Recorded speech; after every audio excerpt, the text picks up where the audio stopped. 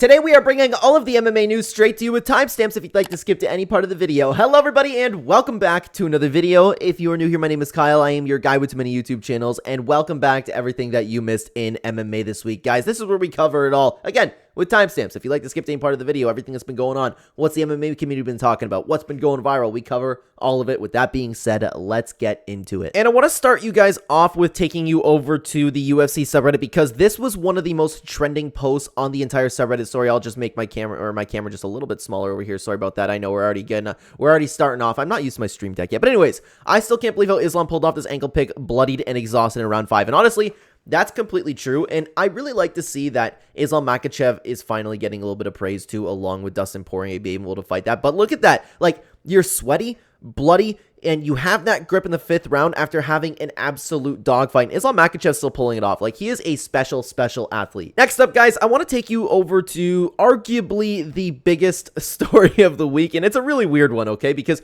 Ilia Topuria shows gratitude towards himself in his latest Instagram post, and this is by MMA Orbit, and they did a really good job recapping what he had to say over here. If you're interested, we take a look at a lot more diving into this specifically in another video. It's on the channel. You can go find it if you'd like. But anyways, Ilia Topuria on Father's Day ended up thanking himself. This is what he had to say, okay? It's just so weird, man. Today, I want to express my gratitude to this person for providing me with everything I have, for supporting me to withstand any circumstance, and for never losing faith in God and in the attraction of all good things to me. Always relying on me and giving me the life I now enjoy. Today, I want to thank myself for all of the times I've respected myself, loved myself, forgiven myself. Long live the matador that lives inside of me. I will always be proud with a smile on my face, remembering all that I've accomplished. Now, it's just, like, it's cool to be confident in yourself. It's cool to respect the person that you become, the journey. Like, Ilia Topuria, like, there's a lot to look up to the guy, but it's just weird, man. It's just weird to just make this big Instagram post. Hey, I'd like to thank myself today, when everybody's posting about their fathers, you know?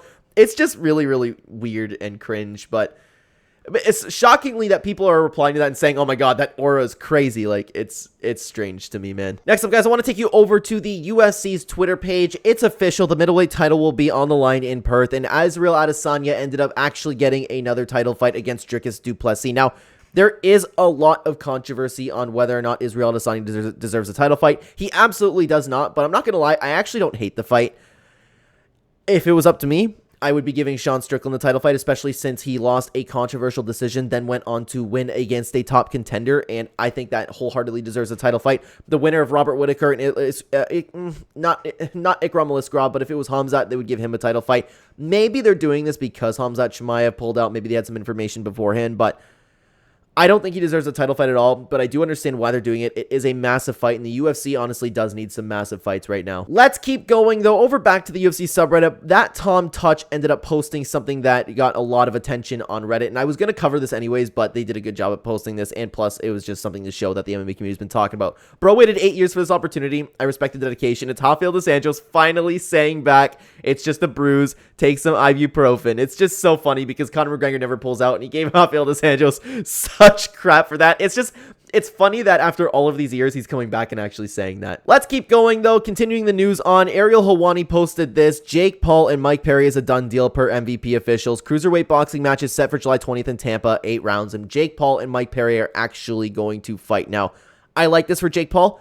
This will finally prove to me whether or not Jake Paul's fights are fixed, because Mike Perry should beat the brakes off of him. If it's close, if it's a draw, if Jake Paul wins, then that'll sell it to me that, hey, you know what, Jake Paul's fights are fixed. So I'm glad that we're actually going to get an answer to that, because, of course, it's feasible that Jake Paul could beat Mike Tyson, or very feasible, Ben Askren, Nate Diaz, all of that, but Mike Perry, there's no chance that he would beat Mike Perry. No way. Let's keep going back over to Reddit. This is another post that got a ton of comments and views, and just, it went trending throughout the UFC subreddit. It looks like Conor's injury is a cut eye. Now, I don't know if I can, I can zoom into this.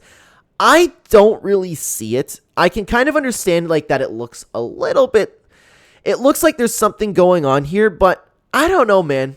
I don't know. I feel like if it was just a cut eye, they would have said something. Maybe McGregor would have posted a picture about it. So I don't really know, but people have been talking about this throughout the week and thinking that it's an eye. People think that he's just in rehab. I know. I think Chael Sonnen started that rumor, but we don't know what's going to happen with Conor, man. Now, guys, I want to take you back over to MMA Orbit on Twitter. Ryzen bantamweight champion Kai Asakura will be fighting at flyweight in the UFC. Now, I am actually, and what's funny enough, if you guys follow the channel, you might know that I'm one of the biggest MMA fans out there. I keep up with so many organizations, but Ryzen's just never one that I've never kept up on. So I know the name Kaya Sakura, but I don't know anything about him as a fighter, so it's unfortunate for me because I hate doing tape study. I have to do it every now and then when I'm not familiar with the fighter. So when it comes to break the full card breakdown down, I will have to go back and watch some of his fights. So man, it's cool to see, but a little bit more work on my end. Before we get into a couple more pieces of news, guys, I want to cover all of the fight announcements for this week for you guys. I have it just written down here, so I'm going to fire them off for you. We have 4 fight announcements this week. Marquel Medeiros versus Nazim Sadikov at UFC Denver. Chris Duncan pulled out of that fight.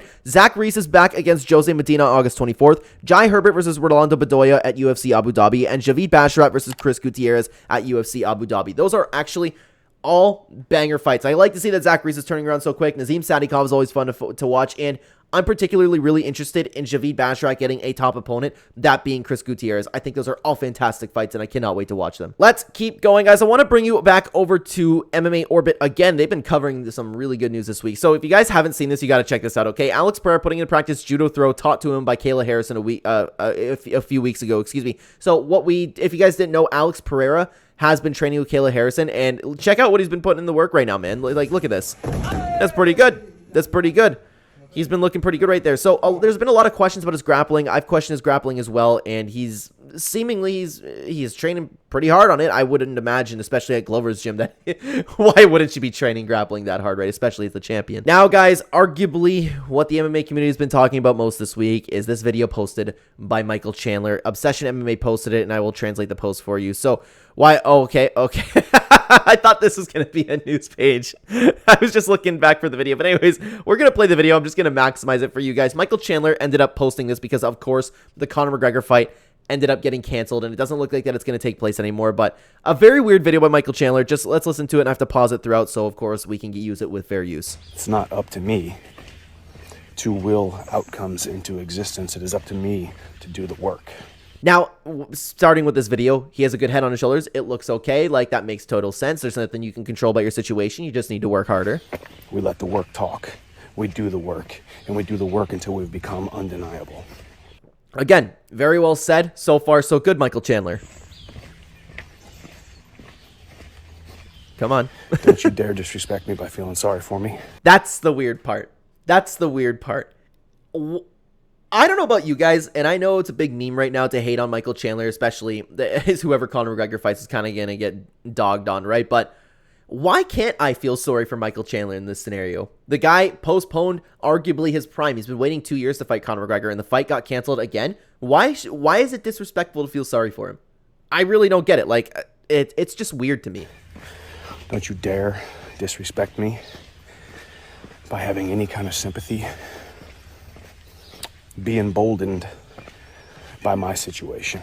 Like, okay, that makes sense, but at the same time, if anybody's feeling sorry for your situation, like, all of your fans probably feel sorry for you right now, Michael Chandler. I wouldn't call myself a Michael Chandler fan. I'm kind of neutral to the guy, but I feel sorry for him. Like, that, I don't know, man. It's just a little insulting to your fans, in my opinion.